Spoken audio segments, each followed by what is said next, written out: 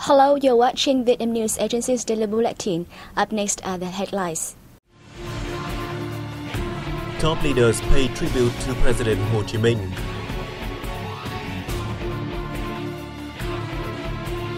Early election takes place in remote and border areas. Former U.S. congressman hails Vietnam's human rights progress.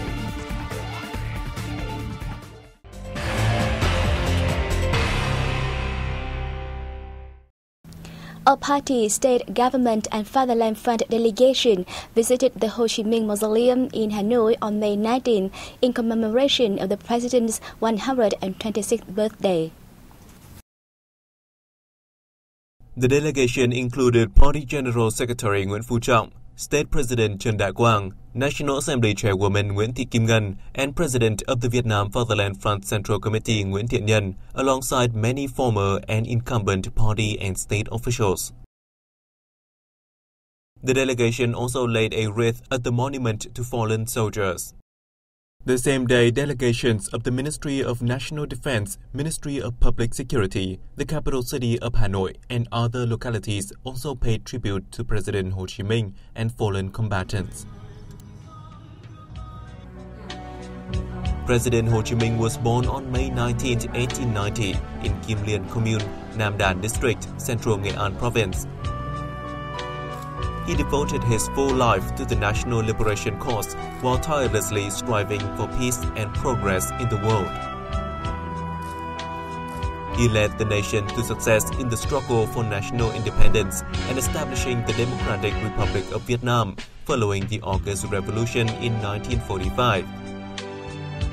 He passed away in 1969.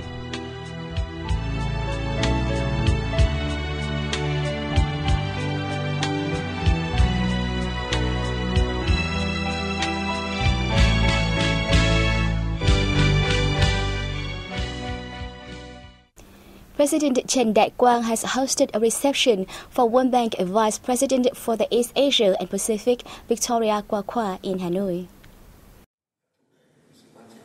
President Quang affirmed Vietnam always considers the World Bank a leading partner in development assistance, both in finance and technology.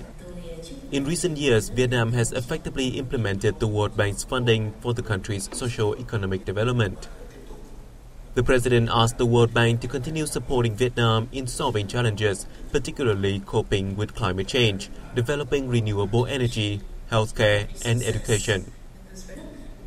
Victoria Qua said the World Bank is working on a strategy to support Vietnam in the next 5 years and asked for more cooperation with its agency in the process. She stated she highly values the effective collaboration with the President's office in developing solutions to the current prolonged drought and saline intrusion.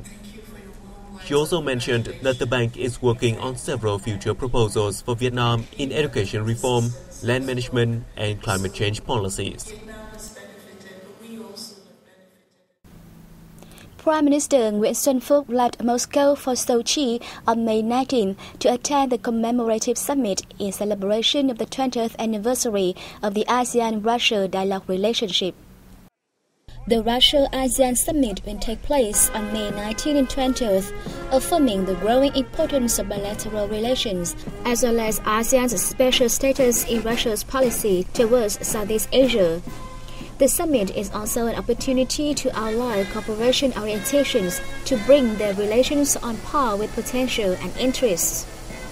Russian and ASEAN leaders will discuss and draw up guidelines for strengthening the ASEAN-Russia partnership and to make it more practical and effective in the future. Earlier on the same day, Prime Minister Phúc laid a wreath in tribute to President Ho Chi Minh at his monument in Moscow on the occasion of the late leader's 126th birthday. The Prime Minister then planted a tree behind President Ho Chi Minh's statue. While attending a business forum in Moscow on May 18, Prime Minister Nguyễn Xuân Phúc asked enterprises of both countries to make a greater effort to raise two-way trade turnover to $10 billion by 2020. He told participants that Russia now ranks 17 out of 112 countries and territories investing in Vietnam, with 114 valid projects worth $2.08 billion, mostly in the fields of energy, mining, machinery, engineering, and tourism. Meanwhile, Vietnam has invested in 20 projects capitalized at $2.93 billion in Russia, focusing on oil and gas and services, among others. The Prime Minister requested enterprises to analyze obstacles to trade and propose policies conducive to business cooperation on the back of the signed Vietnam-Euro-Asian Economic Union Free Trade Agreement.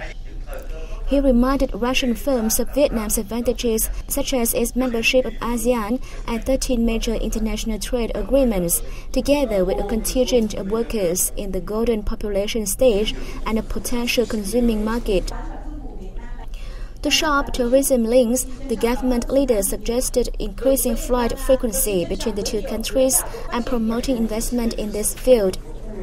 A representative of the Russian Ministry of Economic Development expressed willingness to share experience with Vietnam in renewable energy and eco-friendly technology. He affirmed that Russia welcomes Vietnam's projects in the country and will facilitate bilateral coordination. The same day, Prime Minister Nguyễn Xuân Phúc met with representatives of the Vietnamese community in Russia. He affirmed that the party and state consider the Vietnamese community overseas an integral part of the nation and an important force for the country's development, and will create all favorable conditions for overseas Vietnamese to assimilate into the host country while maintaining and promoting the national cultural identities. The leader stressed that each Vietnamese living in Russia has the responsibility for nurturing and developing the time-honored friendship and comprehensive strategic partnership between Vietnam and Russia. Also, on May 18, Prime Minister Phúc attended the inaugural ceremony of the Representative Office of the Bank for Investment and Development of Vietnam, BIDV, in Russia. He held the bank's role in supporting businesses and requested its representative office to well provide services for Vietnamese enterprises and consumers in Russia. On the threshold of the election day on May 22nd, our reporter had an interview with President of the Vietnam Fatherland Front's Central Committee, Nguyễn Thiện Nhân. President Minh, who is also Vice Chairman of the National Election Council, has assured that all localities are ready for the election day, slated for May 22nd.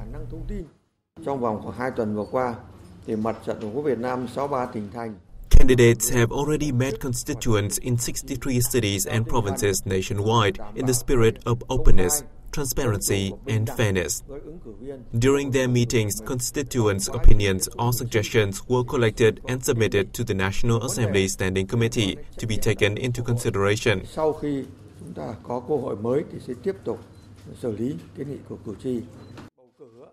About the supervision over the election, including vote counting, Nhân said the law on the election of deputies to the National Assembly and the People's Councils regulates that the vote counting must be monitored by parties concerned, including the Vietnam Fatherland Front, the media, and families of the candidates could join in the process.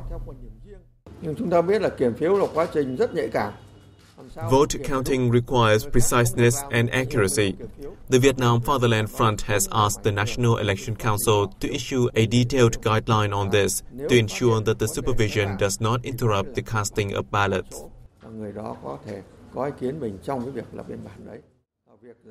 He added that the Vietnam Fatherland Front and the National Assembly Standing Committee will strive to better monitor the process in a systematic fashion.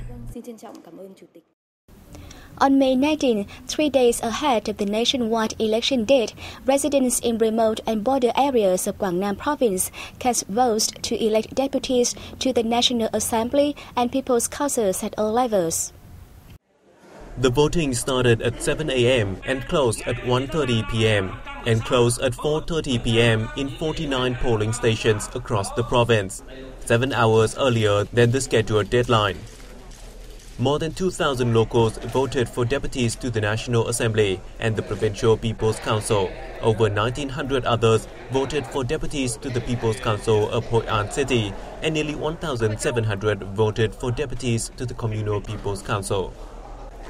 The same day, early election also took place in Thổ Châu Island Commune, Phu Quoc District in Kiên Giang Province.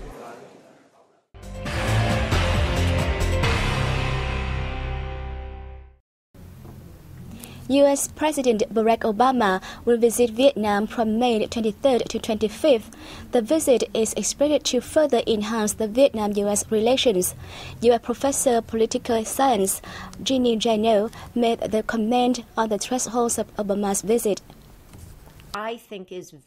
In an interview granted to the Vietnam News Agency, Professor Jeannie Jano of the Iona College, who is also a Huffington Post columnist, said there has been a warming relationship between Vietnam and the U.S. over the years, especially during President Obama's terms.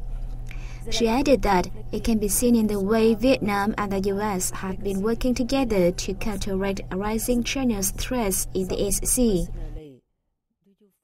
I think we've seen signs of that from Secretary of State John Kerry and others, that this is something that many people in the administration and many parts of the executive branch in particular feel is very important and are hoping to increasingly work together with Vietnam in their shared interest. I think is very important. The scholar said she hopes that during President Barack Obama's visit to Vietnam, the two sides will discuss common issues, including economic, diplomatic, and national security. That he has fulfilled. I don't think that he is going to make any grand statements about the Vietnam War, but I do think we've had a tendency not to discuss it. And I think for him to raise it, I would love to see him raise it in a context that was healing in some ways. This is where I do think there is... Obama will become the third U.S. consecutive president visiting Vietnam after the visits of the then Presidents Bill Clinton and George W. Bush in 2000 and 2006. The visit will mark a new milestone in Vietnam-U.S. relations and reaffirm Obama's commitment to a strategic U.S. rebalance in the Asian and Pacific region. We don't know that for certain yet, though, because the Former U.S. Congressman Vaga has issued a press release in which he reaffirmed his support for Vietnam and held its human rights progress on the thresholds of President Barack Obama's visit to the country. Vaga, who is former chairman of the U.S. House of Representatives Foreign Affairs Subcommittee on Asia and the Pacific and the Global Environment, said some of his colleagues continued to hold manual hearings which used misleading information to destabilize the Vietnamese government. He underscored that many countries, as well as the United Nations, recognized and commended Vietnam for the progress it had made. Vietnam is fast becoming a regional leader, and it is in the interest of the United States to work with Vietnam. In addition, with increasing tensions in the East Sea, the United States needs the support of regional allies and friends like Vietnam to stand with the United States in protecting freedom of navigation in the Asia-Pacific region.